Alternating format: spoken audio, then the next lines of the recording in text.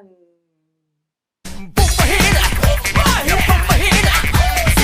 guys, it's Lita.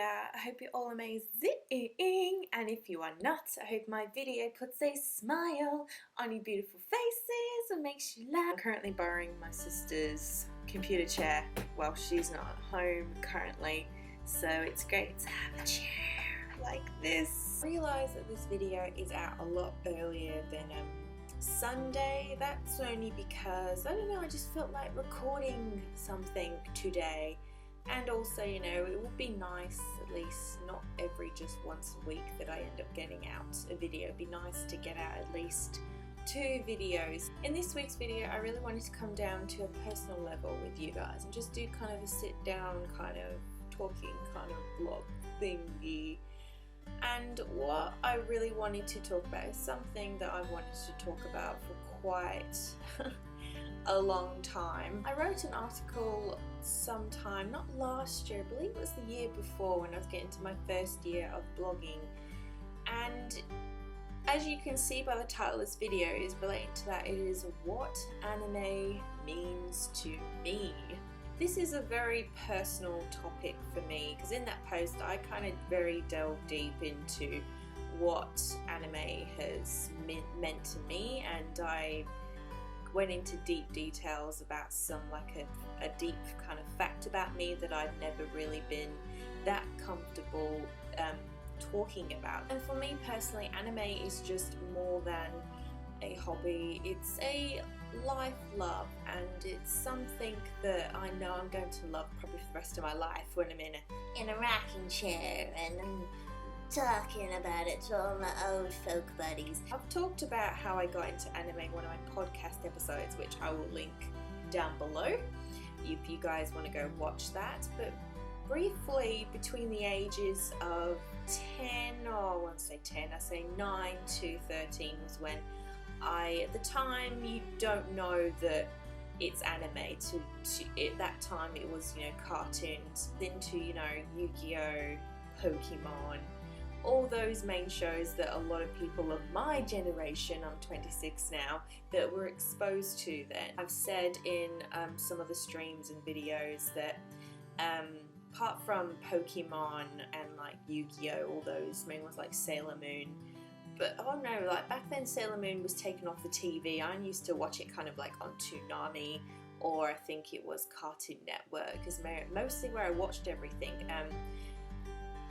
My real true keenness started when I, you know, first laid eyes upon Dragon Ball Z, and I've talked about that as well, where I would get up at, it always aired early on Toonami always. It always aired about 6 AM, and I'd always get up and watch it before I went to school, and it was like exhilarating.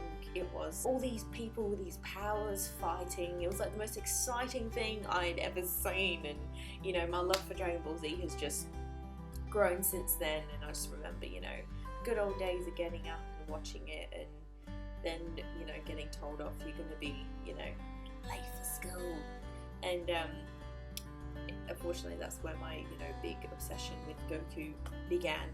And I just remember on Saturday mornings as well, I was obsessed with another real, like, I think it was a second cartoon I became obsessed with, which was Beyblade. That is never talked about hardly ever, and if anyone mentions it these days, I just get so excited. I think my love for that show has not dissipated at all. I used to, you know, record every Saturday morning. If I was going out in the morning or during the day, I would record it on my VHS tape.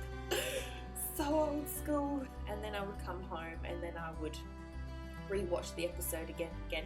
I eventually built up all these random Beyblade episodes up on this VHS tape, and then I would used to just rewatch that one VHS tape all the time. Oh my god, those were the days. And around that age, I would spend so much time on the computer just looking up random anime pictures. I got into reading a lot of random fan fiction. Oh my god, I think too much Beyblade fan fiction, because, you know, my first anime crush was Kai. Dear. I was very much just in the Yu-Gi-Oh, Pokemon, Beyblade, Digimon kind of phase. I didn't really, or Dragon Ball Z, that was the only main shows I watched around between the ages of 9 to 13. Then anime became very serious to me and became more meaningful towards the end of my primary school, going into high school.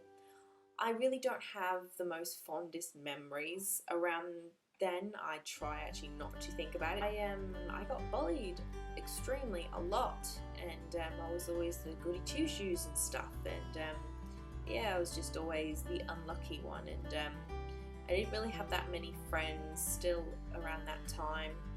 So coming home and watching any Dragon Ball Z or whatever I could on YouTube, reading fan fiction. Mostly it was reading fan fiction, you know. I felt I could just get away from the world. Like, I loved that. So I think that's when my love for being on the computer really began. I liked spending a lot of time on the computer. My love for anime wasn't as big as it was then, and I wish it really would have had been. I really wish. It wasn't until when I moved countries, which when I was 15, and now I'm in the Aussie land, and that is where my anime obsession just like exploded. I ended up meeting someone that I'm not friends with now, and found out she had an obsession with Sailor Moon, and we had a sleepover, and I just remember I got to watch the entire series of Sailor Moon. I'd never seen the Black Moon arc. I'd never seen with the great tree or with Anne and Alan. I can't remember the name of the tree. I never saw those. I didn't even know those kind of existed. I always saw up to Queen Beryl. I never even saw the end of Queen Beryl. I never did. And it was so exciting. And after that, I remember like asking, hey, what else is there? And then after that, I got into like Inuyasha, and then it was Full Metal Panic, and then just from there, I really branched out into different series that I really wanted to watch. And just like I said, yeah, my obsession with anime expanded, and here I am now. Anime is not just a hobby for me. It is a life love. That is what I try to express through this channel. That is what I wanted to do, express that through my blog and YouTube. And one fact about me that I said earlier that I revealed in the article that I wrote was why anime meant so much to me is because I actually have a mild autistic disorder. I'm sure you guys have maybe heard of autism, autistic. There's loads of it around, and it means I'm like a high functioning adult, and that I understand things in a different way to other people, so I understand things differently to everybody else. As I said back in my end of primary school, high school years, I was, you know, not treated well. You know, I was bullied a lot, and anime was my safe haven. Even if it was, at the time, I was just into, you know, the Sailor Moon, all that. It was just my safe haven, even if it was just reading fan fiction, looking at random anime images. Even I remember saving pictures of animes I'd never even seen before. I never really had any friends back then to talk about anime with, and that's why I dived into, like, for example, I used to have Bebo. Oh my god, Bebo is so old. I used to have like an old like roleplay account, and I used to roleplay like characters like Sailor Jupiter. That's where my waifu everything started, pretty much, with her. And I was just trying to expand and try find people that I could talk with, and it was really hard for someone like me, because I just found it hard to interact with people and make friends. And through the internet, that's been completely different, and that's when I fully got into anime when I moved to Australia. It's when I dived into YouTube and blogging and finding all these amazing people now that I talk with, and I found comfort in that idea that there were other people out there, and I didn't feel like I was the one weirdo that liked all these strange cartoons at the time.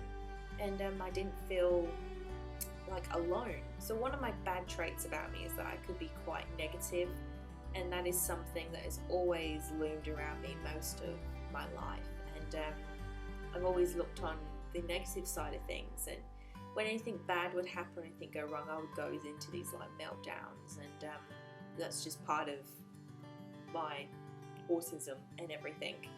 And I just instantly just flick on. Even now I, still deal with it, but even now and back then, I would just flick on an anime, read a manga or something, and I would feel instantly better. I would, and it's like my coping mechanism.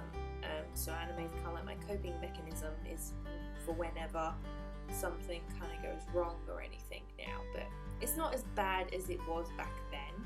But yeah, that's why anime means so much to me, and that's why I feel like I can't live without it. I always felt very self-conscious in my videos, if people thought I would look a weirdo or anything, but now I don't care if people find me loud, weird, anything. I'm not afraid to show that on my channel.